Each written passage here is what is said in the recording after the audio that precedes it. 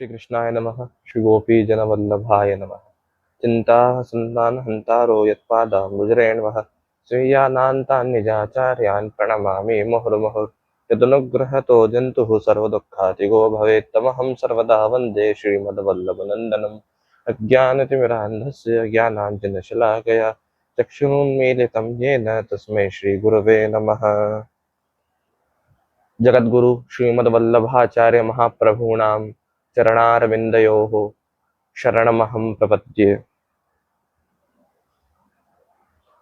वैष्णवों, आज के हमारे इस सेशन में ब्रह्म संबंध मीमांसा नाम के हमारे इस सीरीज के आज हमारे सेकंड सेशन में हम ब्रह्म संबंध के मंत्र पाठ संबंधित विषयों को लेंगे। वैष्णवों, ब्रह्म संबंध का जो हमारा मंत्र है, जिसे अपन गद्य मंत्र नाम से भी जानते हैं, जो श्री कृष्ण शरणम मम से प्रारंभ होकर आखिरी में कृष्ण तवास्मि तक रहता है, उस ब्रह्म संबंध मंत्र के बहुत सारे पहलू हैं जिनको आज अपन लेंगे। सर्वप्रथम तो अपने को यह देखना है कि जो ब्रह्म संबंध मंत्र है वह गद्य में है। गद्य का अर्थ क्या होता है? जैसे अपन नॉर्मल बोलचाल की भाषा होती है ना अपनी, उसको गद्य बोलते हैं। और दूसरा होता है पद्य, पोयम में, पोएट्री में। तो वैष्णवों, इसलिए इसको जो गद्य मंत्र बोला जाता है हमारे इस ब्रह्म संबंध मंत्र में, यह खुद तो है ही, इसके अलावा 3 मंत्र और हैं। एक तो श्री कृष्ण शरणम मम, यह अष्टाक्षर मंत्र है, स्टार्टिंग में आता है। दूसरा एक अष्टाक्षर मंत्र अंत में आता है। जब मंत्र कंप्लीट होने आता है तब यह अष्टाक्षर मंत्र आता है, जो है दासोहम से लेके तवास्मी तक। तीसरा मंत्र आता है पंचाक्षर मंत्र। मतलब ये 2 अष्टाक्षर मंत्र तो हो गए, तीसरा होता है पंचाक्षर मंत्र, कृष्ण से लेके तवास्मी तक।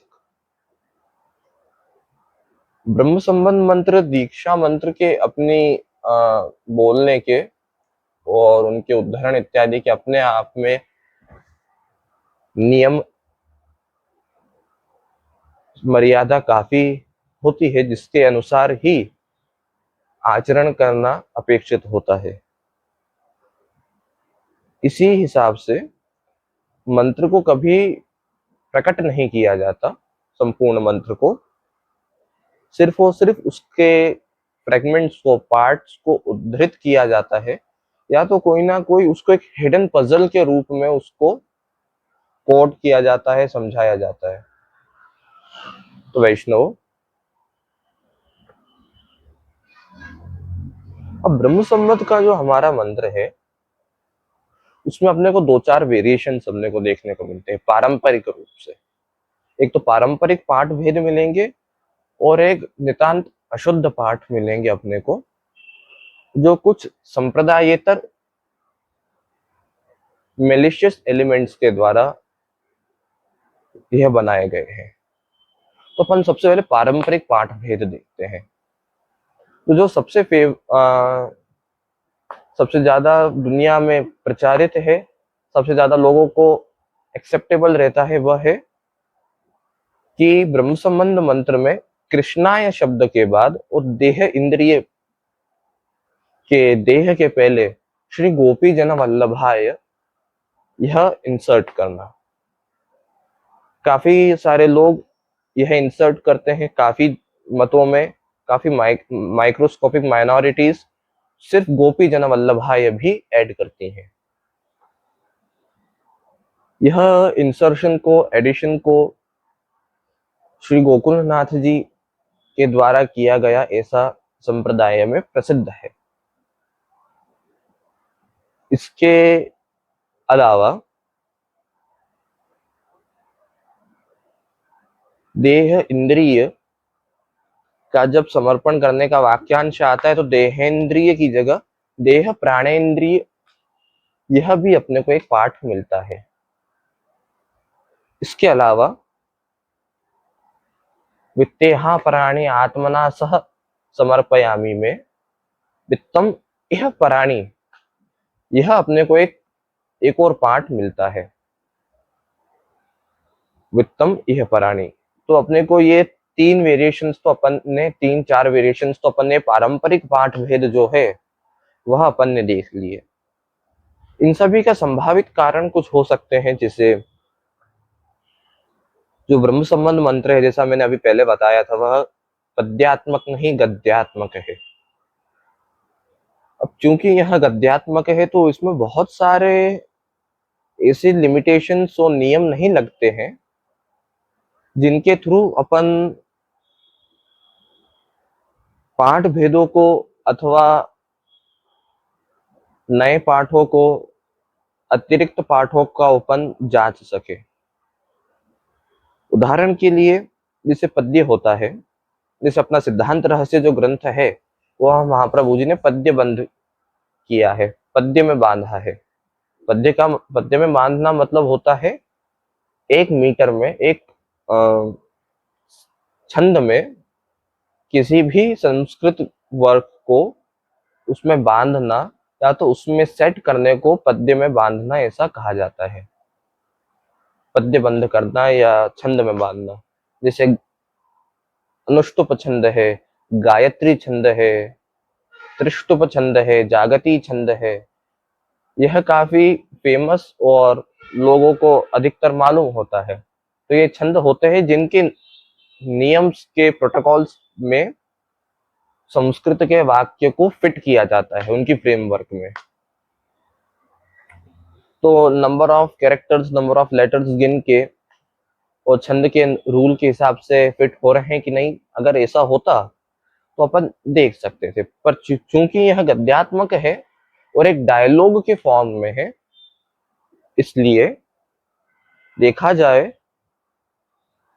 तो कृष्णाय के बाद गोपी जन वल्लभाय या श्री गोपी जन वल्लभाय भी भले लगा दे, उसका मीनिंग और ग्रामेटिकल दृष्टिकोण से ऐसा कोई प्रॉब्लम नहीं आती है। और जो संभावित कारण है पारंपरिक पाठ भेदों के प्रकट होने का, वह यह कह सकते हैं कि अपन याद रखने में अथवा कि बोलने में अथवा लिखने में सहूलियत रहे, या तो जिन लोगों को संस्कृत में ज्यादा प्रवेश नहीं है उनकी सहूलियत हो। इसी दृष्टिकोण से संभव है कि संधि विच्छेद, समास इत्यादि संस्कृत व्याकरण के ग्रामर के रूल्स को लगाते हुए, ग्रामेटिकली करेक्ट वर्जन को प्रिजर्व करते हुए और बिना मीनिंग में गड़बड़ होए इस बात का ध्यान रखते हुए थोड़ा सरलीकरण कालांतर में हुआ होगा कभी। अगर इसका उदाहरण देखना है तो क्लेशानंद की जगह क्लेश आनंद तिरोभावो हो गया,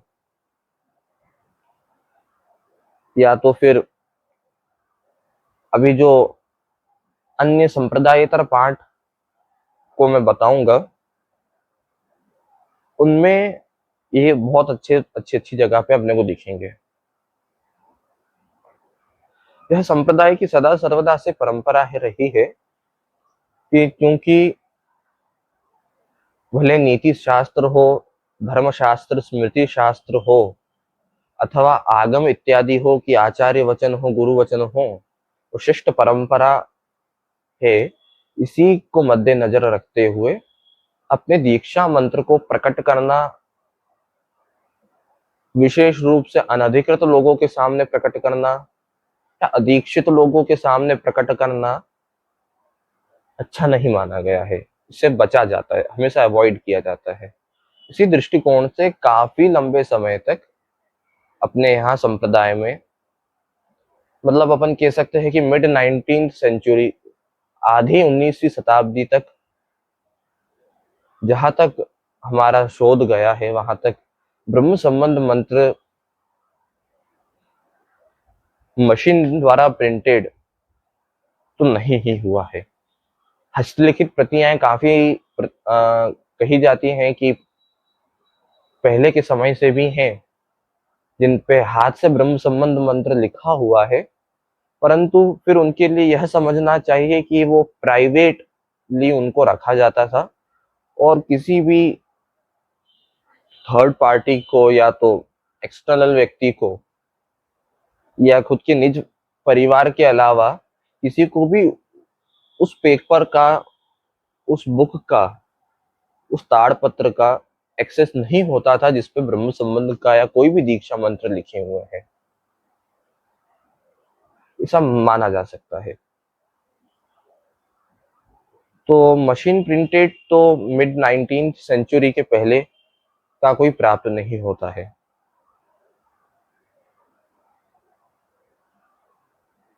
कुछ संप्रदायेतर संप्रदाय के बाहर के सोर्सेस हैं जिनको अपन कह सकते हैं कि वो या तो कंप्लीटली संप्रदाय के सिद्धांत के पद्धति में अनास्थावान थे, बिल्कुल भी आस्थावान नहीं थे, नास्तिक थे, और या तो फिर उनका पुष्टि मार्ग के प्रति खराब इंटेंट था, मेलिशियस इंटेंट था, या पूरे हिंदू धर्म के प्रति ही खराब इंटेंट था, या तो फिर वो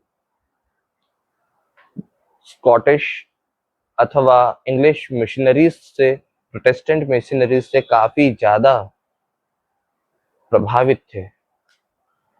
ऐसे लोगों में विशेष रूप से, जहां तक मेरा शोध गया है, रिसर्च गई है, 3 लोगों के नाम मेरे को मिले। एक 1865 में करसनदास मूल जी द्वारा,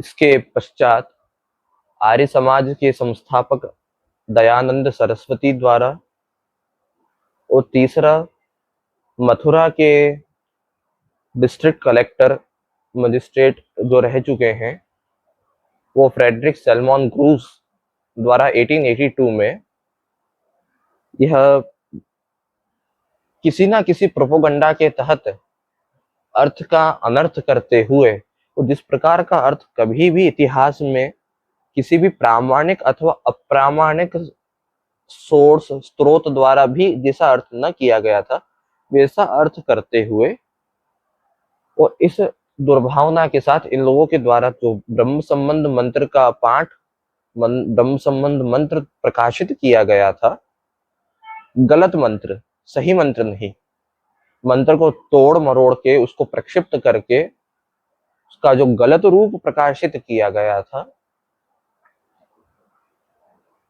उसमें जो पाठ भेद थे अपन उसको लेते हैं।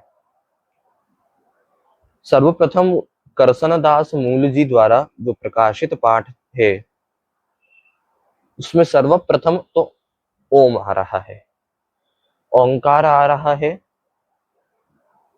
जो किसी भी परंपरागत प्राप्त, श्रुति परंपरा द्वारा प्राप्त अथवा श्रौत परंपरा द्वारा प्राप्त, कि गुरु ने शिष्य को दिया, इस परंपरा द्वारा जो प्रचलित पाठ है, ब्रह्म संबंध मंत्र है, उधर कहीं भी ओम का प्रयोग नहीं है। अगर ओम का प्रयोग आता है, अगर किया जाता है, तो फिर जो श्रुति में अगोचर है, अनुपनीत है, स्त्री है, द्विजबंधु इत्यादि हैं, आदि आदि, उन सभी को ब्रह्म संबंध मंत्र की दीक्षा दी ही नहीं जा सकेगी। जबकि इतिहास में अपन देखें तो ऐसा नहीं है। उपनयन संस्कार और ब्रह्म संबंध का संस्कार, ब्रह्म संबंध मंत्र दोनों ही पुष्टि भक्ति मार्ग में सदा सर्वदा से, अनादि काल से यथावत, यथाक्रम, यथाविधि होते ही आए हैं। दोनों में से कोई भी एक दूसरे का रिप्लेसमेंट नहीं है। तो ओम स्टार्टिंग में यह ही सेम मिस्टेक जो है, एक सेकेंड,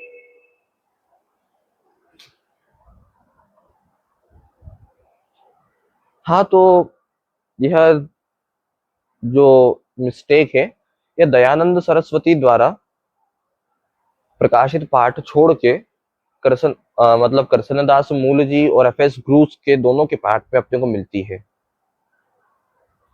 इसके अलावा तो क्लेशानंद तिरोभावो जो अपने ब्रह्म संबंध के मंत्र में आता है कि हे प्रभु, आपसे मैं सहस्त्र परिवत्सरों से बिछुड़ा हुआ जीव हूँ, मेरे को अत्यंत ताप क्लेश हो रहा है और मेरा आनंद का तिरोभाव हो गया है। तो यह जो उपनिषदों द्वारा प्रतिपादित आनंद है, जिसके तिरोभाव के विषय में जीव भगवान को विज्ञप्ति कर रहा है, वह आनंद को इधर इन्होंने अनंत कर दिया है, क्लेशानंत। जबकि क्या होना चाहिए, अगर संधि विच्छेद करके सरलता से देखें तो क्लेश प्लस आनंद, जबकि इन्होंने क्या कर दिया, क्लेश प्लस अनंत इक्वल टू क्लेश, क्लेशानंत।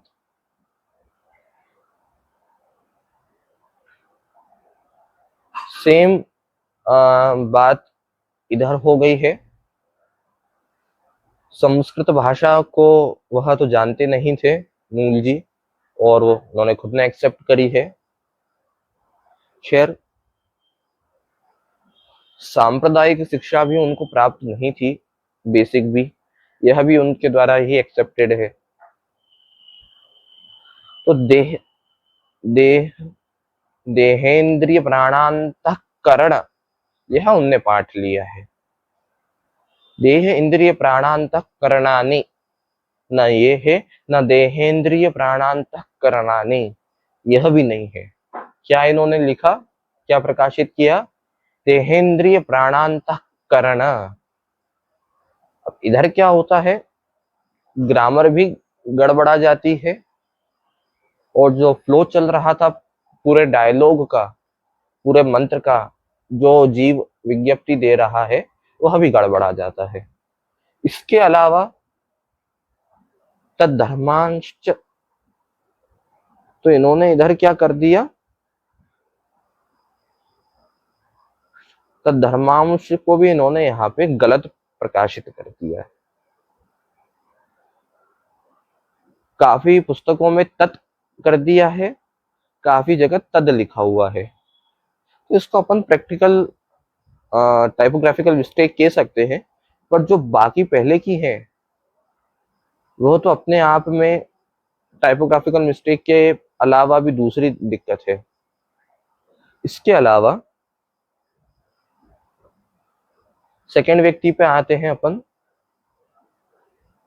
आर्य समाज के संस्थापक दयानंद सरस्वती जी द्वारा जो प्रकाशित पाठ है, उधर भी सेम मिस्टेक है। क्लेशानंद को क्लेशानंत कर दिया है, वो प्राणांतक करणानि की जगह प्राणांतक करण कर दिया है।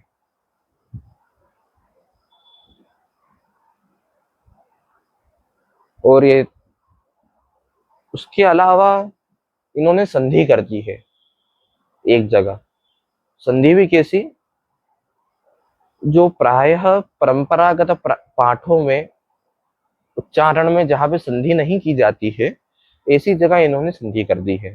जैसे वित्तेहा पराणे आत्मना सह समर्पयामि, इतने वाक्यांश में इन्होंने क्या कर दिया, वित्तेहा पराण्यात्मना, मतलब वित्तेहा पराण्य के णी में और आत्मना के आ में इन्होंने संधि करके वित्तेहा पराण्यात्मना कर दिया है। यह पाठ परंपरागत रूप से शौत परंपरा से, गुरु शिष्य परंपरा से कहीं प्राप्त नहीं होता पूर्व संप्रदाय में।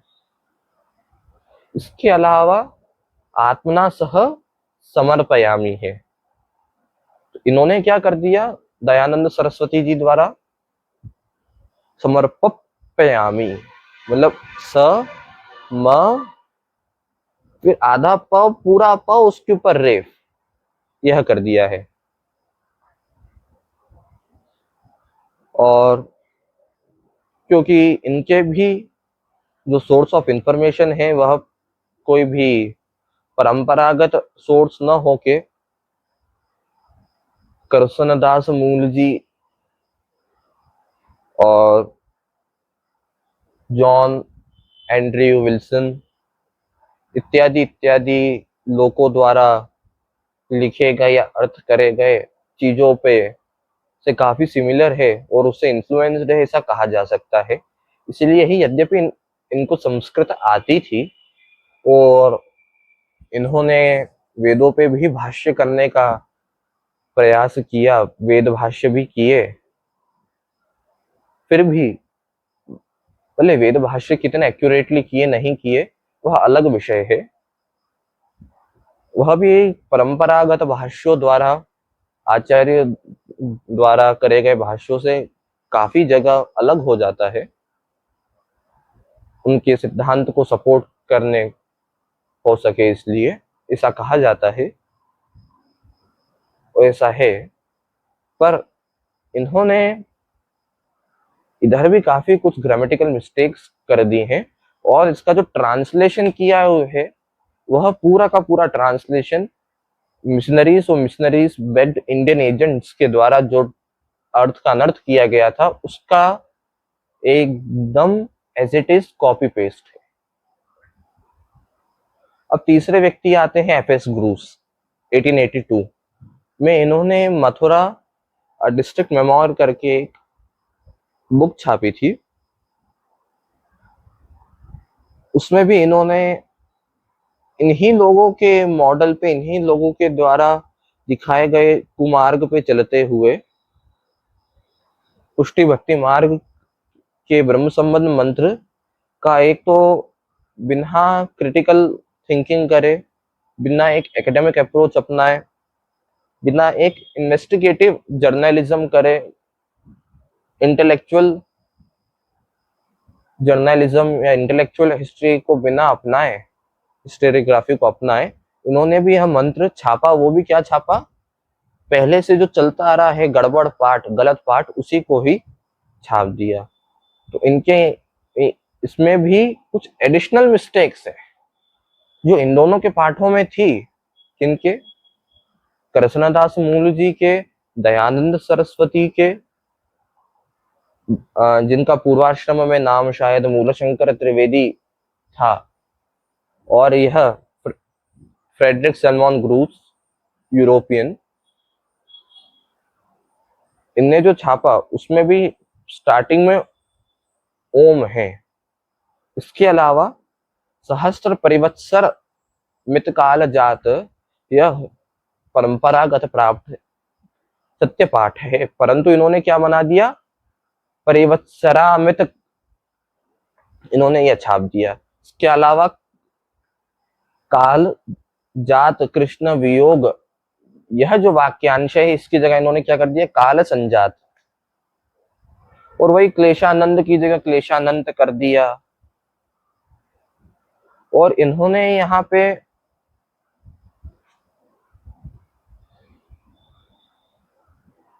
एक अलग ही देहेंद्रिय प्राणांतक करणानी की जगह, अथवा देह इंद्रिय प्राणांतक करणानी की जगह इन्होंने क्या कर दिया, देहेंद्रिय प्राणांतक करण। इसके अलावा तद्धर्मांश दारागार जो आता है पाठ, उसकी जगह इन्होंने क्या पाठ कर दिया,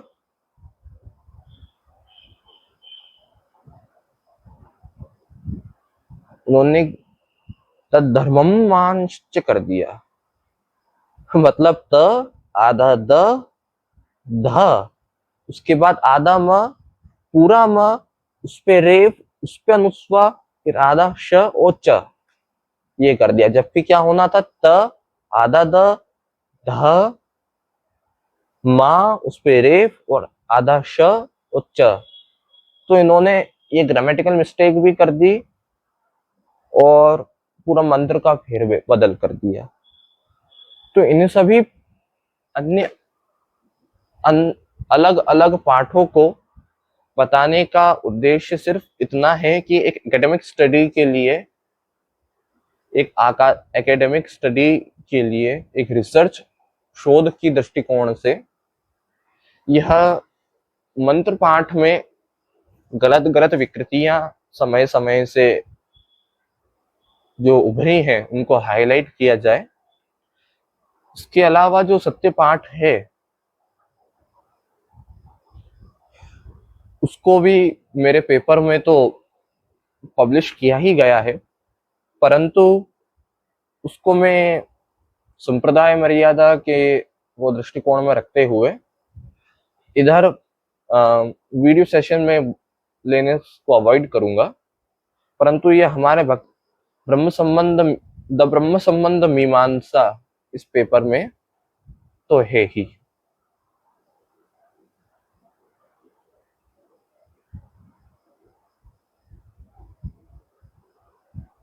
ब्रह्म संबंध मंत्र के बारे में काफी प्रसिद्ध है बात है कि ऐसा कहा जाता है कि स्वयं महाप्रभु जी द्वारा अपने निज हस्ताक्षर से लिखा हुआ एक पत्र, एक पेज, एक पेपर आज की तारीख में आइडेंटिफाई या कहा जाता है कि यह महाप्रभु जी द्वारा लिखा गया है। उसमें ब्रह्म संबंध मंत्र लिखा हुआ है। काफी जगह मध्यकाल में पूर्वाचार्य द्वारा कोडिफाई करा हुआ या तो लिपिबद्ध करा हुआ अपने को ब्रह्म संबंध मंत्र तो मिल ही जाएगा, जो संभवतः ये इन लोगों के द्वारा प्रचारित गलत अर्थ और गलत पाठ, गलत वर्जन ऑफ मंत्र के पहले के लिखे हुए अपने को मिल जाएंगे। पर ये महाप्रभु जी के बारे में ऐसा कहा जाता है कि उनके द्वारा लिखा हुआ पेपर मैन्यूस्क्रिप्ट आज जूनागढ़ में विराजमान है।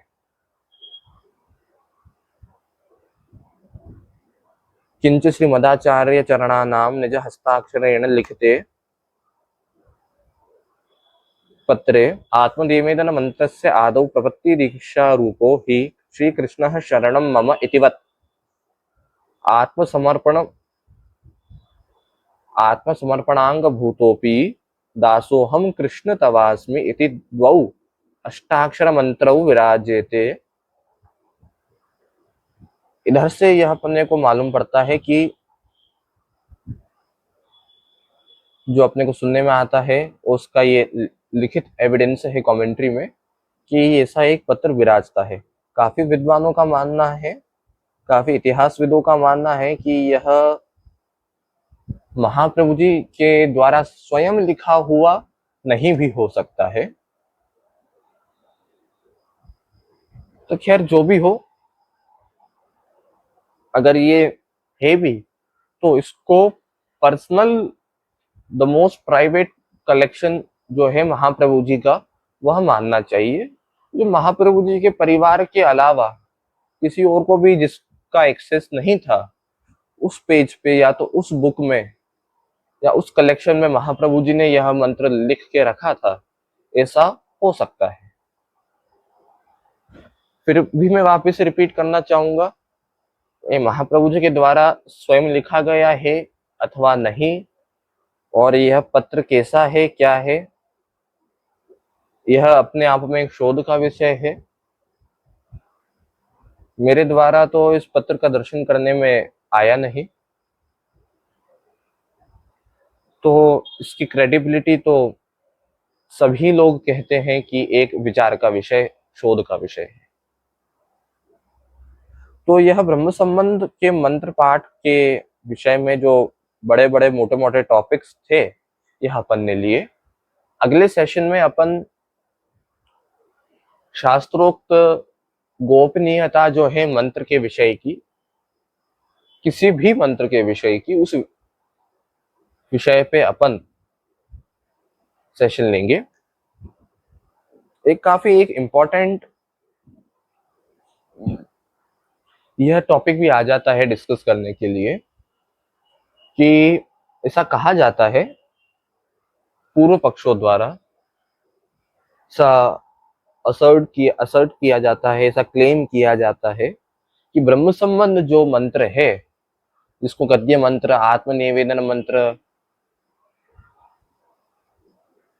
कहा जाता है या सगद्य पंचाक्षर मंत्र कहा जाता है, वह मंत्र अपने आप में कोई स्वतंत्र रूप से कोई मंत्र नहीं है, वह कोई दीक्षा मंत्र नहीं है, अपितु गोपाल मंत्र जो किसी अन्य संप्रदाय में जैसा दीक्षा ली दी जाती है, वो जो गोपाल मंत्र है जैसा वहां प्रैक्टिस किया जाता है, उसका महाप्रभु जी के द्वारा लिखी गई मियरली एक कमेंट्री है, न कि भगवान के द्वारा स्वयं महाप्रभु जी को श्रावण मास की अमल पक्ष की एकादशी में महानिशि को उपदिष्ट ब्रह्म संबंध मंत्र नहीं है, स्वयं भगवान द्वारा उपदिष्ट नहीं है, अपितु महाप्रभु जी द्वारा लिखी गई एक कमेंट्री मात्र है। तो इस विषय में ध्यातव्य है कि विचार का विषय है कि पुष्टि मार्ग की और ब्रह्म संबंध के इस व्यवस्था की भक्ति मार्ग की क्रेडिबिलिटी को अंडरमाइन करने के लिए, कम करने के लिए ये जो खराब प्रयास किया जा रहा है, या तो भ्रांति लोगों को है या तो फैलाई जा रही है, उस विषय में समझना चाहिए कि अगर अपन थोड़ा भी संस्कृत का ज्ञान लेके अथवा ऑनलाइन मशीन ट्रांसलेटर्स जितने भी हैं, natural language translators, Google translate, Bhashini वगैरह, इनसे भी अगर अपन ब्रह्म संबंध का पढ़ें, इनका ट्रांसलेशन कराएं, तो इतने मात्र से ही वो 100% श्योरिटी है जिसको संस्कृत का थोड़ा बहुत अल्प प्रवेश हो, वह व्यक्ति भी ब्रह्म संबंध मंत्र के पाठ को, मतलब मूल मंत्र को, उसके टेक्स्ट को, श्री कृष्ण शरणम शरणम मम से लेके कृष्ण तवास्मी तक अगर वो पढ़ ले सिर्फ एक बार या आधा भी पढ़ ले, तो उसको ये श्योर हो जाएगा कि ये सिर्फ और सिर्फ एक भ्रांति है, कि ब्रह्म संबंध मंत्र अपने आप में एक स्वतंत्र मंत्र न होके एक कमेंट्री मात्र है। अगर ब्रह्म संबंध के मंत्र को अगर अपन रिकॉल करें और देखें, तो अपने को मालूम पड़ेगा कि इसका जो नेचर है, फॉर्म है, वह एक डायलॉग जैसा है।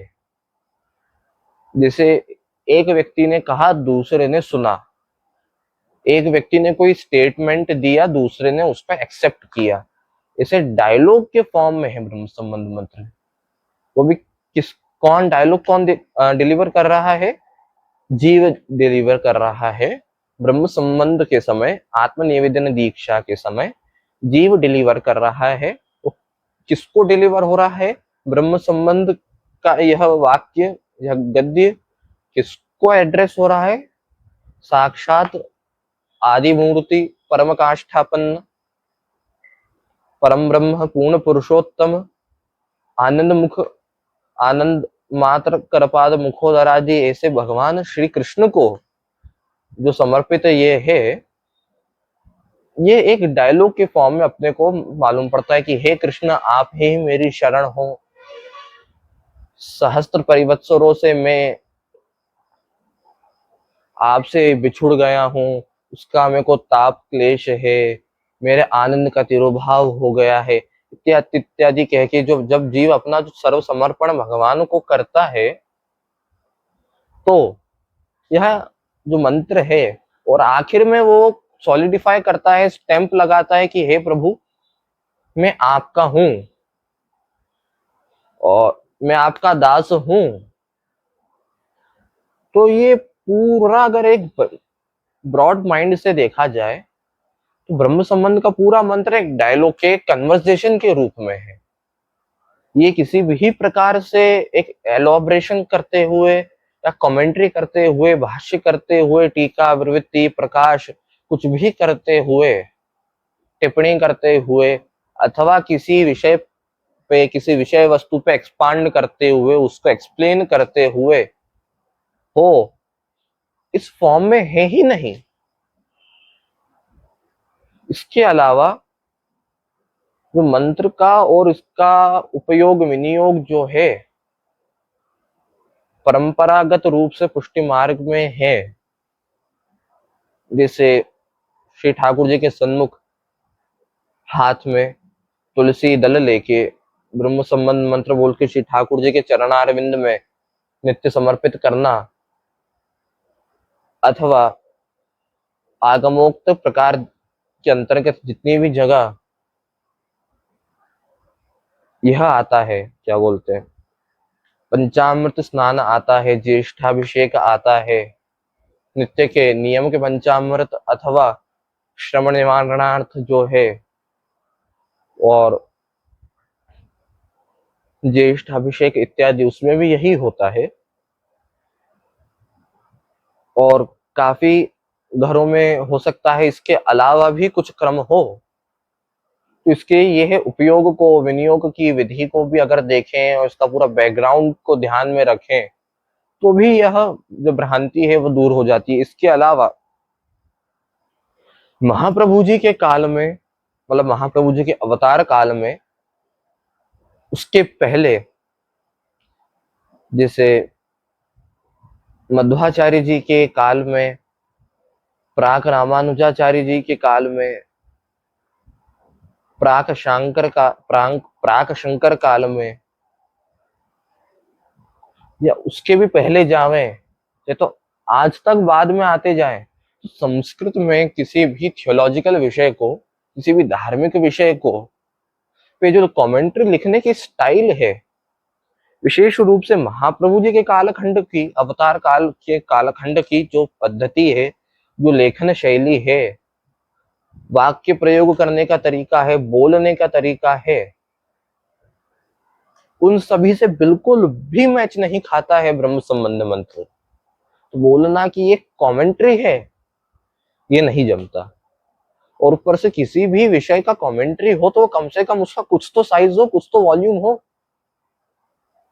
कमेंट्री काय को की जाएगी? समझाने के लिए। इसमें कहीं से कहीं तक कोई एक्सप्लेनेशन इत्यादि पार्ट अपने को दिखता ही नहीं है, सिर्फ और सिर्फ एक कन्वर्सेशन का, डायलॉग का पार्ट दिखता है। इसके अलावा उस काल में जो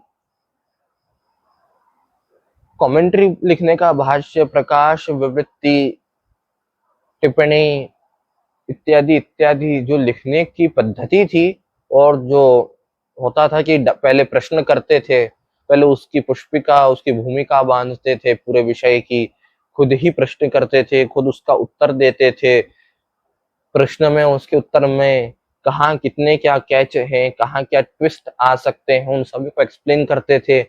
एक एक शब्द को, एक एक वाक्यांश को, यहाँ तक कि एक एक अक्षर को एक्सप्लेन किया जाता है। वह जो पद्धति है, और जो एक की सिग्नेचर फ्रेजेस जो हैं, जैसे ननु, नच, इति, इति चेत, इति सिद्धम, इति दिक्, किमधिकम, किंचित पूर्व पक्षे,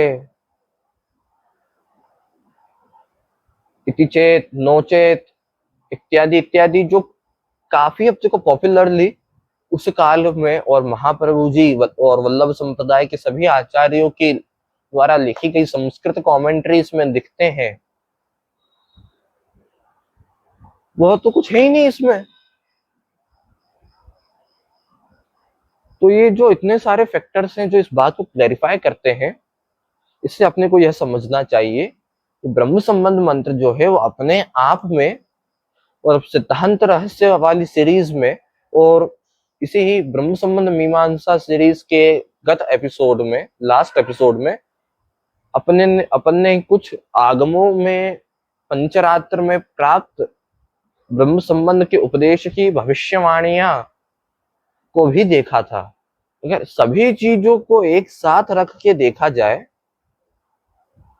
तो यही बात का निष्कर्ष निकलता है कि ब्रह्म संबंध मंत्र जो है वह किसी अन्य मंत्र का एक्सप्लेनेशन, कमेंट्री, उसकी व्याख्या, उस पे प्रकाश इत्यादि कुछ भी नहीं है।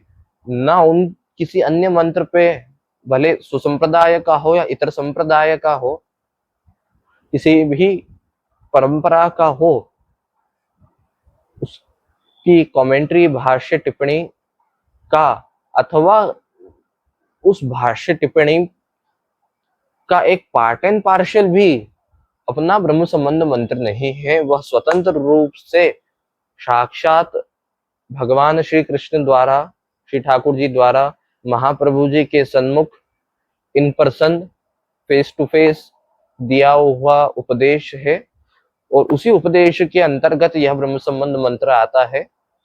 वही यह ब्रह्म संबंध मंत्र यथावत आज तक महाप्रभु जी से आज तक वल्लभ कुल आचार्य बालकों द्वारा दिया जाता है। वही मंत्र वैसा का वैसा चलता आ रहा है। कुछ पारंपरिक पाठ भेद हैं, पर अगर उनको कंसिडर कर लिया जावे और जो अशुद्ध पाठ है या तो संप्रदायेतर भ्रांत लोगों द्वारा प्रचारित पाठ हैं, कृष्णदास मूल जी, दयानंद सरस्वती,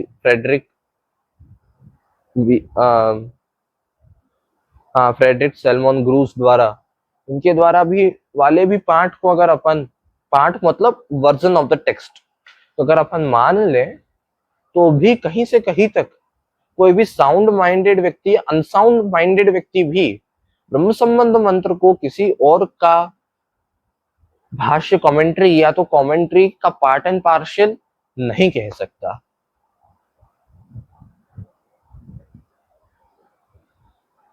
तो वैष्णवों, अगले सेशन में अपन ब्रह्म संबंध मंत्र की और इन जनरल पूरे सनातन वैदिक हिंदू धर्म में मंत्र की, श्रुति की गोपनीयता के विषय को अपन कवर करेंगे।